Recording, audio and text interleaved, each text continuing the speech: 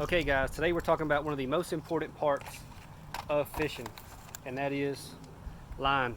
Now the lines have a lot of differences. A lot of people don't really understand them. A lot of people know them pretty well. So I figured I'd go over them. I can't go fishing today, so I figured I'd make a video about lines. So that's what we're gonna do today. I'm gonna start off with the one that I use the least amount. So I only use this a couple times a year. Most I ever put it on is one rod a year, and I only use it for pretty much one application, and this is monofilament. This is the good old fishing line that everybody knows. This is like strand 14-pound line. This spool is old, and I've been using it for a long time. But like I said, I don't use it very often, and the only things I use it for is these little topwater baits. So this is a hand-painted, homemade, some kind of popper that I won at a tournament. This is actually a DBK topwater, but when I'm roll casting this around bushes, I usually put it on 14-pound mono. Same thing with this little popper. If I'm fishing it around this little prop bait, if I'm fishing it around brim beds or something, I pretty much throw these two baits on 14-pound mono almost all the time. Now a lot of people will throw these baits with like a 40 to 50-pound braid and a 14 to 17-pound mono leader. I use micro guides, so a leader knot does not come through the guides very well. Now you can't tie these to straight braid, which is what I do with most topwaters, like a buzz bait or a whopper plopper or a big spook or something. I'm going to throw that on straight braid. The reason for that is you get a ton of casting distance, you get a lot of strength, and I keep that bait moving, so I don't need to use mono. Now this right here, if you tie braid to it, every time you pause it, not every time, but a lot of times the braid will get wrapped up around the blade or the front hooks. Same thing with this popper. So braid is too limp to throw on these, and these have pretty small hooks, and I really like the forgiveness of monofilament. So these are the only two things that I throw on mono, period. Now, I don't have a single reel with mono on it right now. Only fluorocarbon and braid. Fluorocarbon is on 60% of my reels. Braid's probably on 40%. Maybe fluorocarbon's on 70%. So this is the only thing I use mono for. Mono has a ton of stretch and mono floats. That's why I throw this on these two baits. Now, the next thing is braid. There's two categories of braid. There's this rough braid. This is low carrier count. So if you hear somebody talk about a high carrier count, the braid's going to be smoother. The lower the carrier count, the braid's going to be rougher. So Power Pro has a low carrier count. This Suffix 832 has a high carrier count. Now, you need these two in different applications. I use the high carrier count anytime I'm flipping.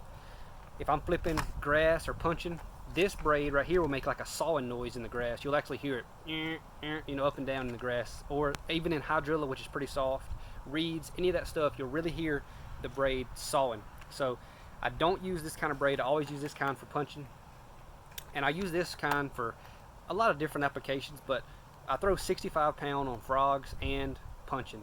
If I am casting something like a swim jig or a buzz bait or a big topwater or something like that, whopper plopper, I usually throw it on 50. I like the way it casts. Got plenty of strength.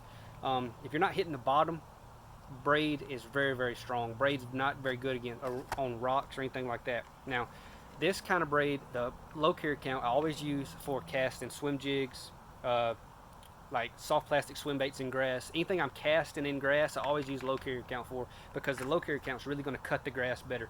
It's more like a saw because it's rougher, and it really cuts through that grass very nicely.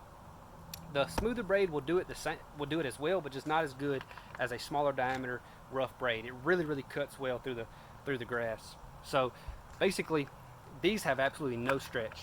So anytime you're throwing like a topwater frog or something like that, you want to throw it on braid, because I go very fast with a frog and also fish current with it a lot. So I'll get a bow in my line, and when you set the hook, you can really take that bow up and still get the hooks in with this frog, because it's got no stretch, and it really that force really, the line with no stretch really relays that force into the hooks and gets them past the barb. So that's a really big key for frog fishing and any kind of like grass fishing or anything like that. There's a lot of obstacles in the way, and braid really cuts the grass and lets you get that hook in past the barb. Now for fishing wood, I always use fluorocarbon, and some people use braid, and if you're going to use braid, always use high carrier count braid like this.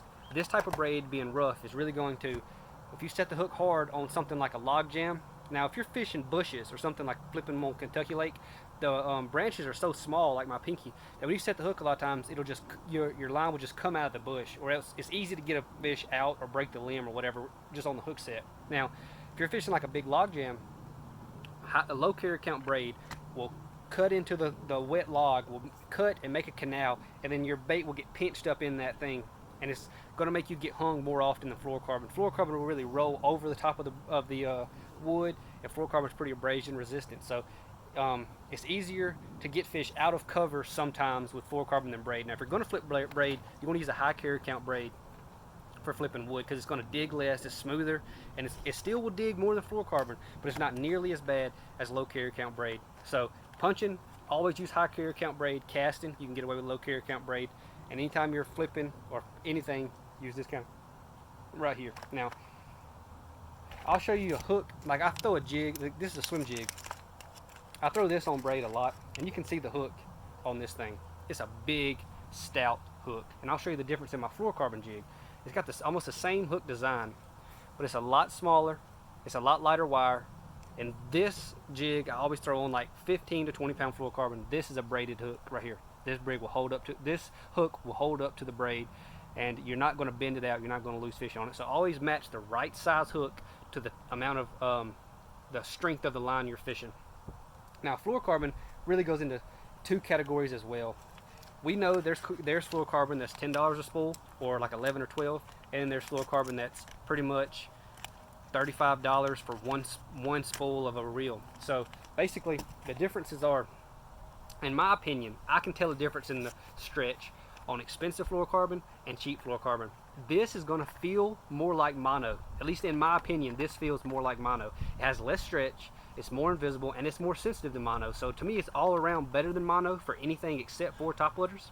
But this right here really, really gives you more sensitivity, more invisibility, and it's a little bit stronger naturally. In my opinion, it's more dense, has less stretch, so it's easier to get the hook in. But there's no room for error using expensive fluorocarbon. It feels more dense. It feels less limp. So basically, it's going to be more sensitive. It's going to sink better. But if you burn it, it's done. Everybody's done this. You spool a reel up with slap full of fluorocarbon. You make a cast. You get a bird nest, and halfway in the reel, there's a big burn spot, and the line just breaks way down in the spool.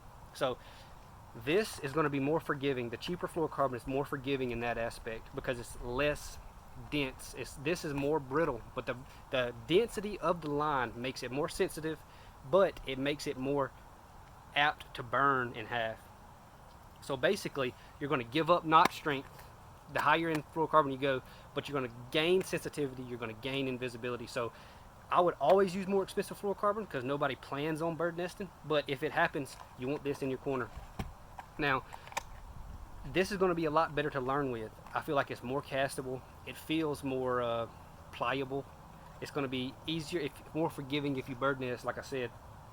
And I always throw hooks that match the fluorocarbon. You know, you don't want to throw like that big braid hook on the fluorocarbon. And one mistake that I see people make a lot is they throw like square bills or crankbaits on monofilament. I think it's terrible. I would never do that. Basically, this is a 5-foot diving crankbait. If I'm throwing on 10 pound fluorocarbon and making a super long cast, I can get this thing down 6.5, 7 foot, no problem. I promise you, I've been hung up where I can't even get my rod to it all be in the water. So I've had it down 7.5, 8 foot before, but it's usually with the wind at my back and me just bomb casting it. So I can get this down 6 to 7 foot, no problem on 10 pound line. Now, line diameter is huge. Change that to 12 pound line. Now you lose casting distance. You lose the smallness and so small line has less water resistance. So the bigger line you go, the more resistance it's going to have. It's going to cause your bait to rise up more. So if I throw this same bait on 12 pound line, it is very, very difficult for me to even make it hit in 5 foot. So you're talking about an extra 1.5 feet of depth. That's a huge difference whenever you're fishing, because now you're hitting way more rocks. It's way easier to get this bait down and deflect on the cover that's in the major strike zone. So line diameter is a huge thing that people overlook a lot. Sometimes fall rate is the key that you find, and an 1/8 ounce weight on 10 pound line is going to fall a little bit slower than a 1/4 ounce weight on 20 pound line, but it is going to fall slower. So if you think the fall rate is the key, you can actually go up to a 1/4, and you're catching them on like an 1/8 ounce with 10 pound line. You can go up to a 1/4 with 20 pound line, it'll fall almost the same, and you can have a bigger hook, bigger weight, and a bigger bait, because you got a bigger hook now. So if you think the fall rate is the key, you just match that with the line and the weight to make it fall exactly the same. So a 1/4 ounce on 20 is going to fall a little bit faster than an 1/8 ounce on 10. a very small amount faster though. So you really want to use all these things to make your bait work perfectly. So basically, rod, line, reel, everything should be working together. They're all tools to get your presentation as perfect as it can be, and to get the fish in the boat after you hook the fish. So hopefully I've explained enough about this line to give y'all a few ideas, and people who already know it, maybe y'all got a few different ideas. And I always like to hear other opinions. So if you use different line for any of these baits, I know some people throw a chatterbait on braid, and I've done that, I've done it a lot. If you use any of the different lines for different techniques than I do, leave a comment, let me know, because I like to hear other opinions. Now, the lines that I throw, the knots that I throw on these lines, I keep it pretty simple. I tie a San Diego jam on these knots, and the reason you tie a jam, if you tie like a clinch knot or a polymer, the knot actually wraps. So basically, you make your little line, and then it goes under the knot, and then you cinch it down. Well, what happens is when you set the hook, you're pulling that line even harder and cinching it down even harder. So that line that's under the knot actually gets burned in half, and then your line will break. So I hear people sometimes, they talk about how fluorocarbon's terrible, and they keep breaking off on the hook set just over and over and over, and I tell them, you have to tie a jam knot. If you tie a regular knot, you're gonna break off. Fluorocarbon's gonna be pointless. So fluorocarbon, I always tie a jam knot. Braid, I always tie a polymer. If I'm gonna throw high carrier count braid that's like 50 pound, I tie a double polymer, because the high carrier count braid is more slick and your knot is more apt to slipping. So if you're going to throw like a high carrier count, like 40 pound braid or 50 pound braid, tie a double polymer. Make sure that is cinched down. Now, monofilament is better than fluorocarbon for a polymer, but I still tie the San Diego jam on this knot, on this line. I just feel like that knot is way better. It doesn't burn itself, and that's my go-to knot on anything except for braid. And braid is my polymer line or double polymer line. So hopefully, and if any of y'all want to know what the San Diego jam knot is, I could do a video on it. But Shaw Grigsby does a really, really good video on the best fluorocarbon bass fishing knot. And I don't know if it's actually called the San Diego jam, but that's what I call it. That's what a lot of people call it, and that's the knot that I use.